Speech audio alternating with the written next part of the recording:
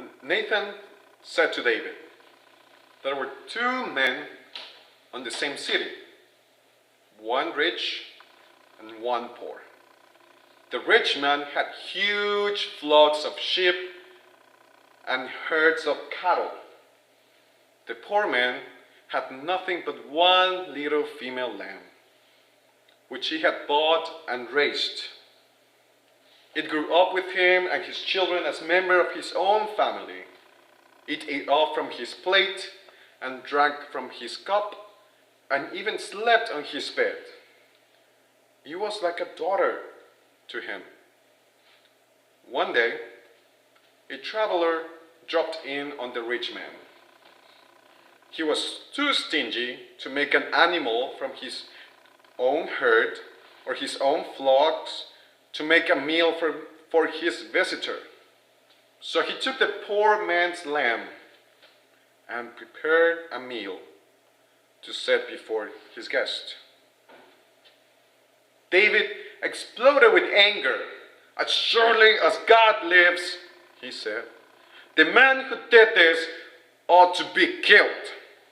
He must repay for the lamb 4 times over for this crime and for his stinginess. Nathan said, you are the man. And here's what God, the God of Israel, has said to you. I made you king over all Israel.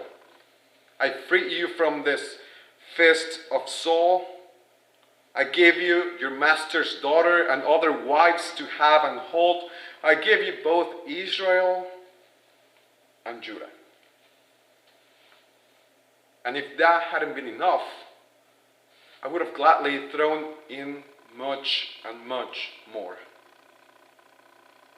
So why have you treated the word of God with brazen contempt, doing this great evil? You murdered Uriah the Hittite, then took his wife as your wife.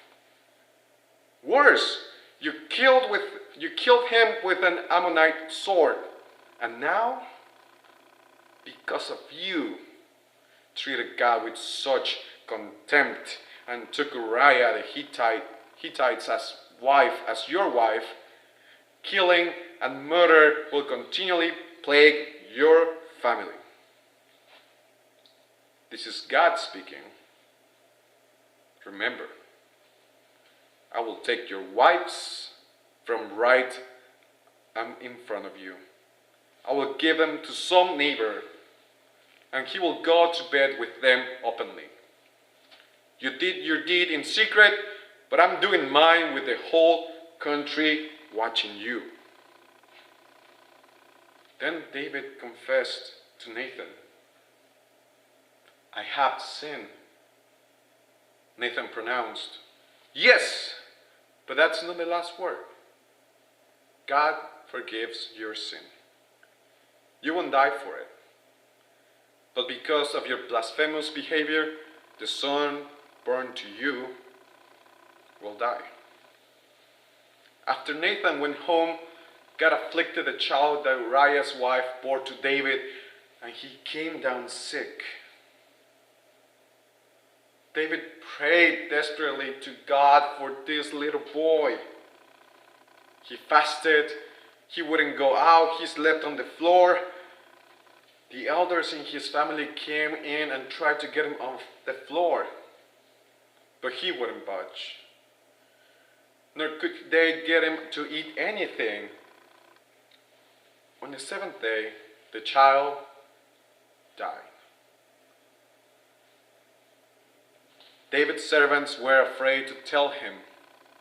They said, what do we do now? While the child was living, he wouldn't listen to a word we said. Now that the child is dead, if we speak to him, there's no telling on what he will do.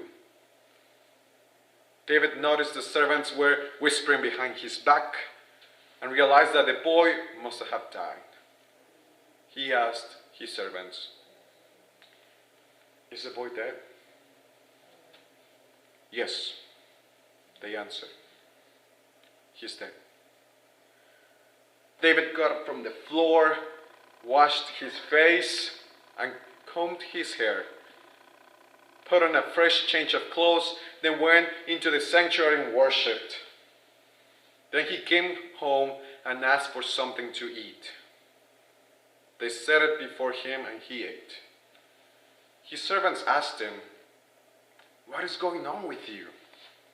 While the child was alive, you fasted and wept and stayed up all night. Now that he's dead, you get up and eat?" While the child was alive, David said, "I fasted and I wept, thinking that God might have mercy on me, that the child would live. But now that he's dead, why fast? Can I bring him back now? I cannot go to him, and he can't come to me." So David went and comforted his wife Bathsheba, and he slept with her. They conceived a son. When he was born, they named him Solomon.